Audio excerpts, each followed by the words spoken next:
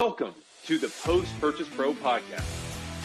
This is the only podcast that dives deep into post-purchase marketing to help Amazon sellers increase sales, ranking, reviews, and profits. It's everything that happens after the initial sale that makes a difference. We call this the back end.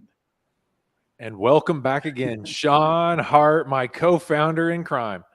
Back again to the back end. You know, every time someone says, we call this the back end, I always think of, what's her name? Kim Kardashian for some reason, you know? Yeah, for some reason, that's funny. So I'm Seth Stevens, one of your co-hosts today of the Post-Purchase Podcast. Sean, we have an amazing guest today. We always Let's do, go buddy. ahead and bring him in, Mr. Harry Spaight, founder of Selling with Dignity. Harry, welcome to the show. Hey, great to be here, Seth and Sean. What is the good word, gentlemen? Oh, man, just loving life here, Harry, and glad to have you here today. So, Harry, awesome. We love to start at the beginning because, as you know, somebody famous said, it's a great place to start. So, Harry, let's start there. How did you become Harry of House Selling with Dignity? Oh, yes. Well, Harry from Selling with Dignity started in a former life. I used to do mission work. So amazing. Yeah. So after spending 10 or 15 years doing that, I spent a couple of years in the Dominican Republic towards the end. And then my wife dropped the line, what are we going to do about raising children someday? So that's that got me out of the mission field pretty quickly and looking for a way to make money. I used to have a small janitorial business, which I sold to get to live in the DR for a couple of years. So I got into sales, and I realized that selling was a little bit different than I thought because I read the book, The Greatest Salesman in the World. My favorite. That's the Such an awesome book, isn't it? Og Mandino. If you know Og Mandino, man, you are special. Hey, I tell you, honest to God, Gary, I got so tired of carrying the paperback around with me when I was 15 years old. I literally committed all 10 scrolls to memory. Oh my God. Yes. That's interview worthy, Sean. Well, it is what it is. It's, you know, outside of the Bible. Yeah. Greatest Salesman in the World, which Seth will tell you is my all-time favorite book. Now, I have a few good ones come around every now and again, you know, that are relevant to what's going on right now. But the fundamentals that Og Mandino put into all of his works, not just The Greatest Salesman, are timeless, you know. And I love the way you got into the game. You know, I got into sales because I was too nervous to steal and I was too lazy to work. So the only alternative was to sell. Yeah. I mean, it's just there's so much we could go on just with the knowledge of that book. And you mentioned the Bible, but obviously that book was like reading the second Bible for me. Especially at the end when Paul comes knocking, you know, on his way to Damascus, and it like gives me goosebumps thinking about it. I don't know. Did you ever finish the book, Seth? Yes, many times. Okay, good. Yeah, so. So I got the chills, man. It's just so great. So yeah, you guys can relate to what I wrote because I built a career around that. So yeah, I wanted to share it with others and help the small business owner who is the reluctant salesperson to be better at sales. So we interviewed the now owner of the brand, of the Og Mandino brand, who lives in Utah. It was probably 2019, I think, Seth, who actually bought the rights from Betty before she passed and has all the rights to all of the IP and content and the brand Og Mandino. So I'll have to introduce you via email. That's so cool. This is awesome. Worth the price of admission, folks. Okay. All right. So, Harry, so you started in mission work. Your wife says, hey, you need to make some money here. We've got kids to raise. So tell us the kind of path you took to now Selling with Dignity and kind of the genesis of your own business. Sure. So quickly, I got started when I came back to the States. I interviewed in a hotel room to sell insurance because that's always a great place to start. And I was one who answered an ad in the Sunday paper that said earn $50,000, which was way more than I had ever earned. This had to be from Combined Insurance, right? It was Close. I Okay. forgot the name, but it was basically Alliance for Affordable Healthcare. Okay. So I was I calling. was in the game. At 18, I got my insurance license. So I understand where you're coming from. I know the path. All right. So I came back from this interview, $300 poorer because it cost me to get the job. And I told my wife, because I was thrilled I got a job, but I'm not really earning money yet. I was going further backwards. I love it. So after several months of that, I did okay. I was actually making sales really early on.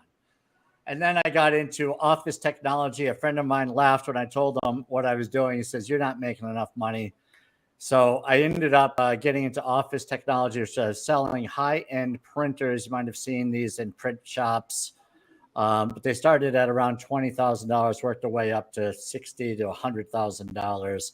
And of course, no knowledge of technology. I did no knowledge of computers. This is back in the mid to late 90s. I didn't have a computer, and I was selling these printers to graphic artists and marketing departments and marketing and ad agencies. This is so good. So I failed, right? So every day I was going in the office, big whiteboards, boiler room mentality, right? Huge room, probably 15 to 20 guys, lots of hollering, a little bit swearing, a little different from the mission field.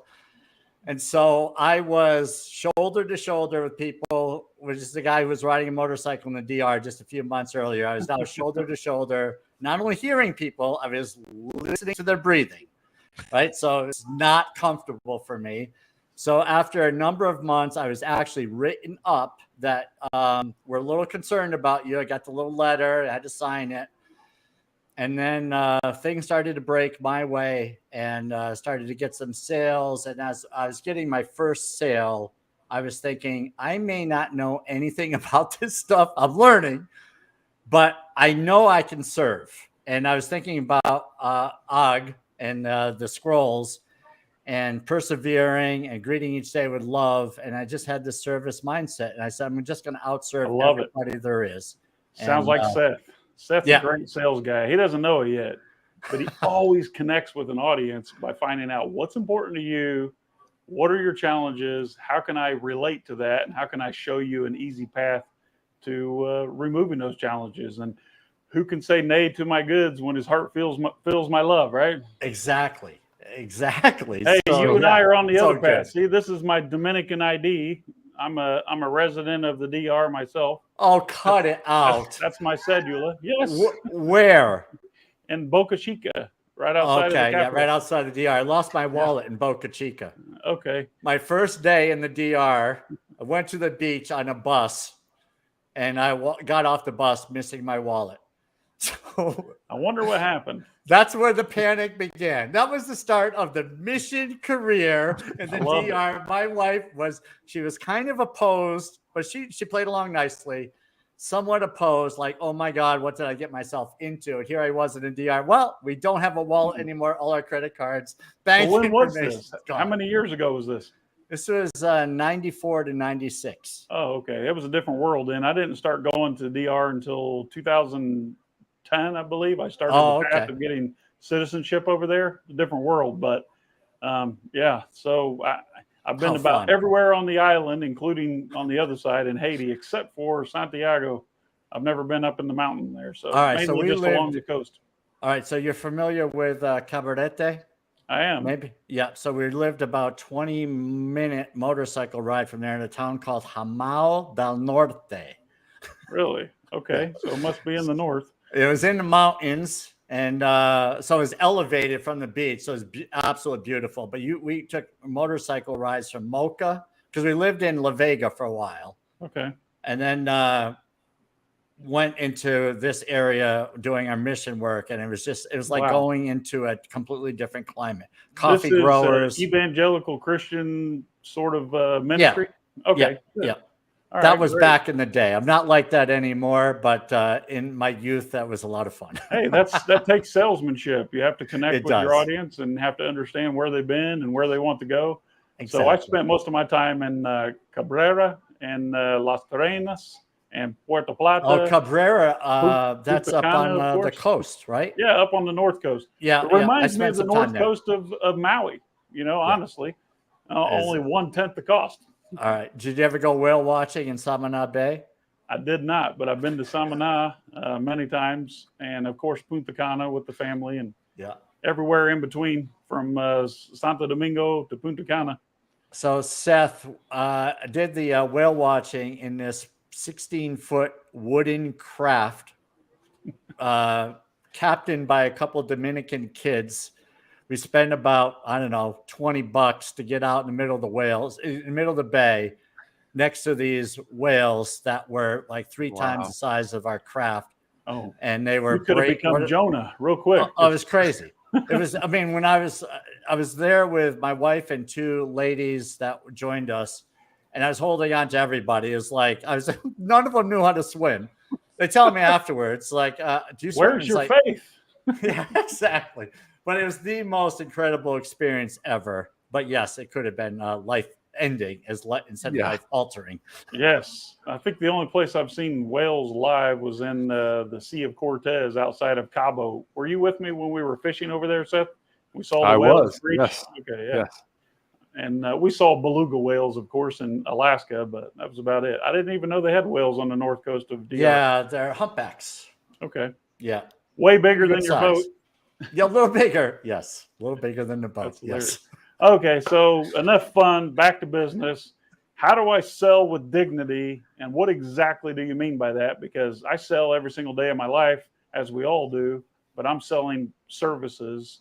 How do we sell with dignity if we feel like salesmen are a little bit dirty, even though that's what makes the world go round? Nothing happens in the world until somebody sells something. How do we sell with dignity? Yeah, the simple answer is put the prospect or the client first, right? It's not about the sale. The sale will come. It may not come from the person you're speaking to, but if you just serve them, provide exactly what you described the way Seth is doing it, great listening, empathize, sit on the same side of the table, figuratively speaking, as your prospect, work together. And then when you're treating people like that, you're going to get your share of sales. So you understand why scroll 2 comes before scroll 3 about persistence then, right? Because you can be as persistent as you like, but without love. Exactly. And, so like, so it's funny, but I would, so we're all connected is my belief, right? And then the whole spiritual thing and life, energy, and so forth. But you can tell a person you love them by looking at them. Absolutely. Right? So when you say I love you to someone with your eyes and that I'm there to serve you, it removes a lot of this lack of trust that is out there. So the whole thing about micro expressions, emotional intelligence, when I say the whole thing, I just the complete persona. When you go into a sales call and you're thinking about, I've got to close this person, I've got to get the sale, I don't even like the person, I'm going to try to find a way to get the business. All of that shows up. It shows up in our face. It shows up in our voice. It shows up within our eye movements. And you can't hide that stuff. But you'll say, when someone's treating you that way, you'll say, I don't know what it is about that Seth guy, but I'm not feeling comfortable. Right. Yep. So we all know that, but those are the reasons. So it's better to go in and say, I'm going to find something I like about this person so I can love this person and take care of them, and they can be a client for life. So Harry, let's bring this full circle for our audience, which is, what you're saying is, face to face almost, or Zoom to Zoom in today's world, right? And that's easier to make a connection a lot of times. But what a lot of our listeners are doing is they're building brands without a face necessarily. They're trying to embody, love into their product maybe, and try to get that across through a channel like Amazon, right? So how do we do that with images and with words, and it's all online, right? So any thoughts on how do we sell with dignity, but we do it in an e-commerce format? Yeah, I mean, it's this, I'm just thinking similarly. It's the way I look at social media. So it's similar. is a bright guy from Amazon, Jeff Bezos, once said that the brand is what people say about you when you're not in the room.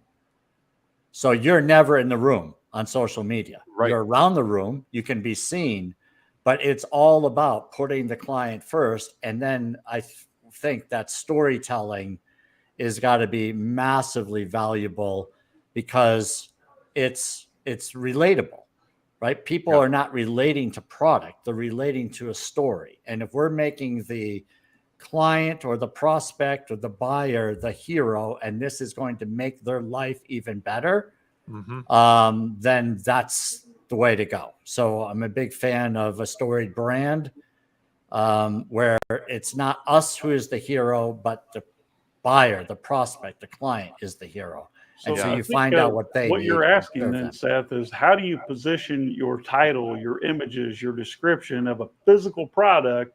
How do we position that around someone, a consumer on Amazon who's scrolling through thousands of images, looking for price and some sort of connection where I'll stop and say, hey, wait a second.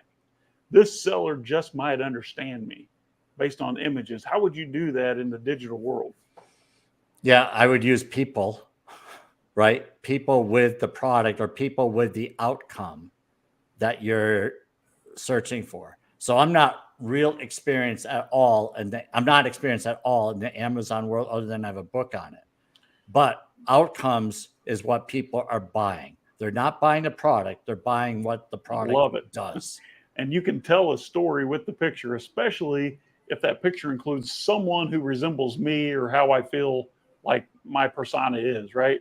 So if I see something that looks familiar, I feel understood, I see the solution to my pain or my problem in the images, that's speaking to me as a consumer and saying, hey, let me serve you. Would you agree?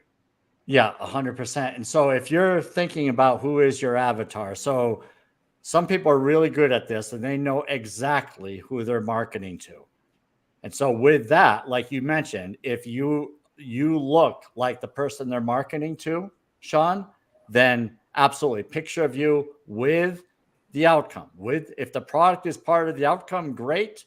But if it's not, if someone is like, look, selling air conditioners, then you're not showing a bunch of air conditioners to get them to stop. You're showing something about a cool breeze, something refreshing. Now people are going, what's this about?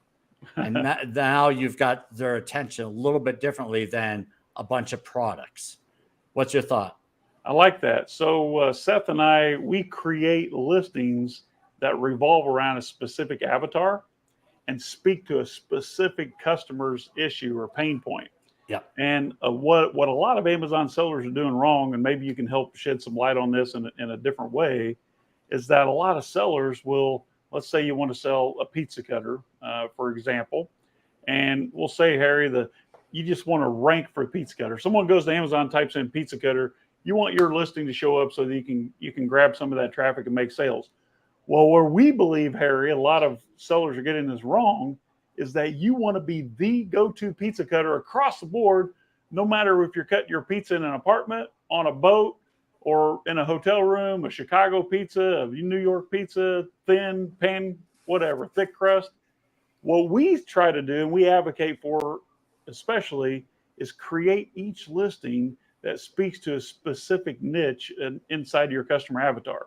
So if you, Harry, were to go, you're baking Chicago style pizza and you were to search for a pizza cutter and you saw a listing that said, best Chicago style pizza cutter.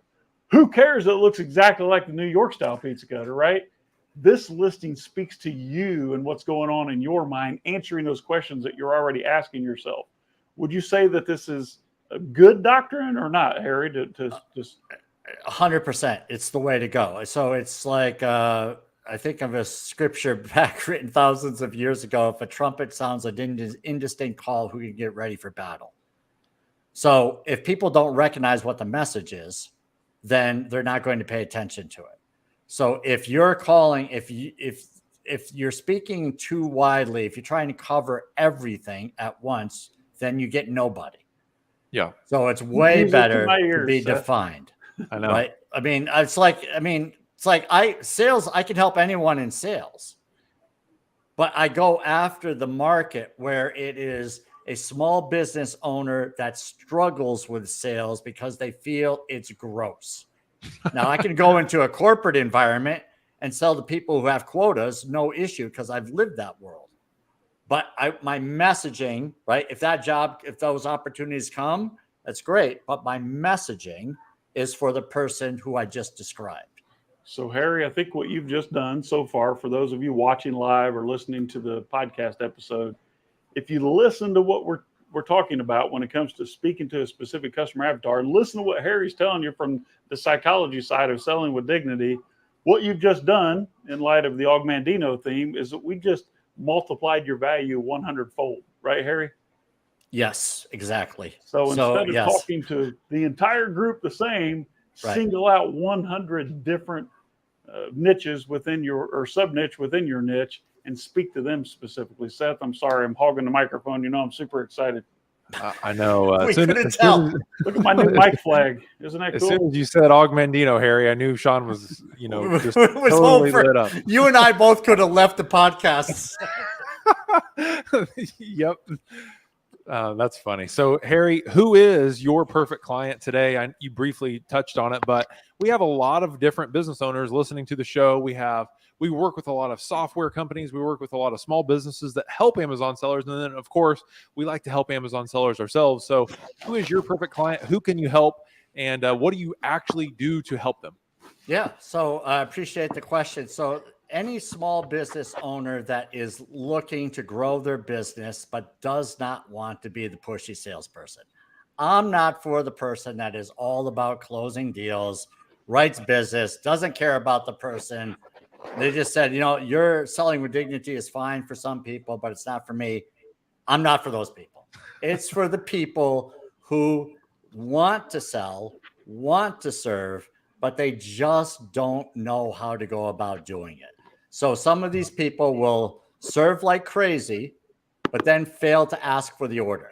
Oh, I've got some people for you. Okay, so that's where, my story is in the DR, and maybe Sean can relate to this. I sure hope so. In the DR, I had young boys that came by to offer to clean my shoes. Right, they were probably 8 to 10 years old. Every freaking day, they would come by the house. Can I clean your shoes? And you had to clean his shoes on the island, didn't you? What's that? You had to clean his shoes on the island, right? Yeah. What do you mean? Well, they clean your shoes every day. I know you can't tell them no. They're pretty good sales guys. Exactly. And so some days I told them no, but they still smiled. So they didn't get discouraged over the word no because they knew the rains would come, the dust would come, and I needed somebody. So they made themselves available. So their call to action was showing up at my door every day. I will persist until I succeed. Exactly. Right. Rule number 3. Right. So in online marketing, you've got to have calls to action. Now you can do it for a while and just provide value like Alex Hormozy, but Gary V, I love it. Do the, 4 out of 5, provide value. The 5th time, ask for a call to action, right? The jab, jab, jab, hook thing. Right. So you got to have a call to action, and the call to action is who is your ideal avatar, and you speak to them and you can say something along the lines, if this resonates with you, and then your call to action. So getting back to, I got so distracted on this. Let me just interject here, Harry. What Please, you're saying, help me. You're saying that just because I said no today and tomorrow and the next day, maybe next month when the rain comes and the wind comes and the dust comes, just like Og told us that today you might not buy gold chariots for a penny, but tomorrow you would gladly exchange your home for a tree. Moods change, right? And no is not a permanent answer. No is a temporary answer. We all learn this as children, of course, because we can't take no for an answer. And it's all like, why? But as we grow up, we feel like, no is permanent and no is just temporary, isn't it, Harry? No is exactly just that. It is not forever. No does not mean no forever. So yes, I'm 100% with you on that. Seth, we love this because when we do our email marketing as a service, we're often explaining to clients that you have to be top of mind, front and center, Exactly. and be that go-to resource. Be the obvious solution if and when Harry needs his shoes cleaned, which will come at some point. Yes. But it's And called marketing. It's selling before, right? It's pre-selling or putting you into position where I will be the obvious choice when the time comes, because we know it's coming. yep, 100%. So did I answer your question, Seth? Because I know I got distracted. Yeah. So I think we're good, Harry. So now if somebody wants to work with you and they say, I've got several people on the top of my mind right now that I know need your service, because what they do is exactly what you said. They do 4 jabs and then they never ask. They give all this value and then they never make any money. And then they're coming to us saying, well, why isn't this working? It's like, well, you never asked the person to do business with you. So there's people like that, but there's also other people that, are totally turned off by any of this. So what is that person to do to work with you? Who do you like to work with? Where should they go and find out more about what you have going on? Yeah. So the first thing to do, like in anything related to sales, other than doing some marketing, is to have a conversation. So the thing with me is I'm available at this easy website, which is Harry Chat. I love it. CHAT. So you can find me without spelling my name, without typing in selling with Harry dignity. Chat. Harry It Chat. says the guy with no hair. You're going to actually get my Calendly, and we can have a conversation, and I could probably help you with something gratis. Right. Okay. And then if there's room for more work to be done, and if you want personal coaching or group coaching, I can help along those lines. But we can get you started and build the trust really early and find out what a challenge is, and then see if we can help you to get out the door and do something positive right away. I love it. HarryChat.com. I'm sure hoping that site still works, because I sure hope it does. And if not, if you're listening to this or watching the live feed, just check the show notes under this video, or check the show notes in your podcast platform. We will make sure that's updated. So, Harry, let me ask the first question, since I already know the answer. We like to do a couple of fun pop quizzes. So, Harry, what is your all-time favorite business book? I think I'm going to go with The Greatest Salesman in the World, written by Og Mandino, ladies All and right. gentlemen. So let's narrow it down then. What's your favorite scroll? Or is it The Salesman's Prayer? Well, I'm going to go with I will greet each day with love in my heart. I don't know if that's a third Scroll number 2. 2. Okay. Thank you. All right. I love it. Yes. So all right. I'm just going to tell you something really important here, I think, for people, is that we need to love ourselves.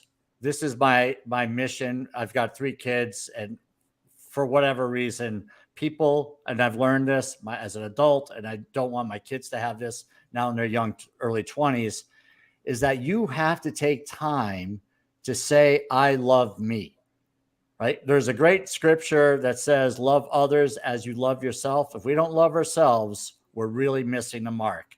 And so this whole idea of being successful and growing a business and thinking the best and saying that you're worthy, this is all loving yourself, and we need to do that. So this is reading Luke each 5, day by with the love way. is valuable. It's in Luke chapter 5, which I happened to study this morning. So a direct quote from Jesus himself.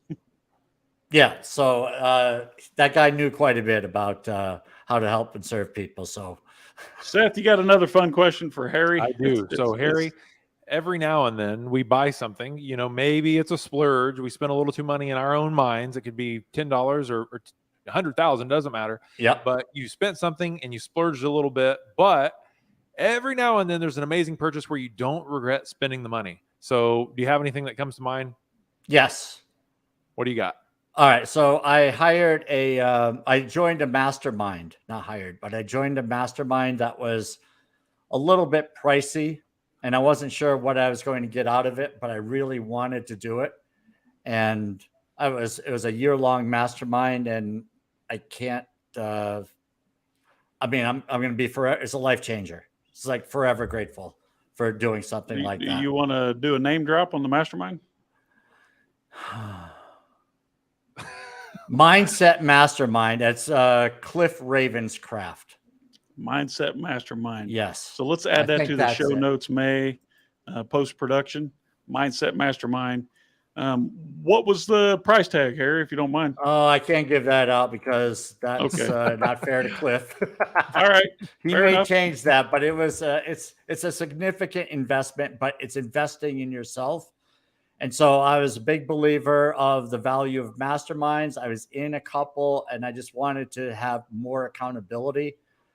And even though as I look back, I didn't make changes as fast as I would like them, but it set me on the road to make the changes that I still can look back at the mastermind and say, this made a huge impact. You want an example? Personally, Harry, I would love it, but I think we're running out of time. Okay, good. All right, that's fine. Sorry. I can't wait to dig into your brain a little bit more after this call ends. But for now, we're going to go ahead and jump out of here. So, Harry, I'm going to send everybody to Harry, HARRY chat.com. I checked it. It does work. Yep. He will do some free work for you in terms of a consultation call to see kind of where you're at. So that's amazing. So thank you for that, Harry. And then should people check you out any other place online? Yep. Sellingwithdignity.com works. And then one more drop for everybody is you actually have a book on Amazon called Selling with Dignity, right? Yes. Perfect. So guys, check out the book, Selling with Dignity. It's on Amazon. I'm looking at it now. It has 5 stars. Give that a read. So Sean, why don't you take us out of here? Harry's actually made an offer where you can download a preview of the book at sellingwithdignity.com/the-book. So you see that on your screen, sellingwithdignity.com/the-book. Harry, thanks so much for hanging out with us today. We need to talk again real soon and compare notes on some of this Augmandino stuff because the fundamentals are still there, Harry, and a lot of guys are forgetting about that, and they're going with these newfangled strategies when Augmandino actually done all the work for us. He narrowed it down, all the greats, into one literary masterpiece called The Greatest Salesman in the World. Harry, my most favorite interview today. I appreciate you, my friend. Don't go anywhere. We'll chat soon. Take care. Okay, guys. This has been a blast.